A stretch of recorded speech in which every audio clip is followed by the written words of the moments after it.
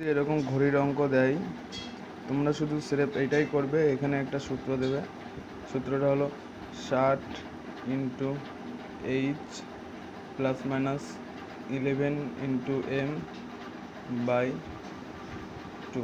এটা করলে হয়ে যাবে 60 গুণ এখানে ঘন্টা কত 8 plus minus 11 into M, M মানে তোমার এখানে মিনিট কত 30 বাই 2।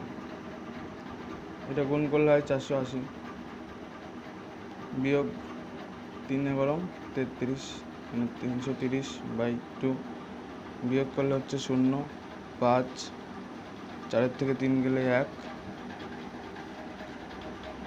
বাই 2 ইকুয়াল টু ভাগ করলে হয় 75।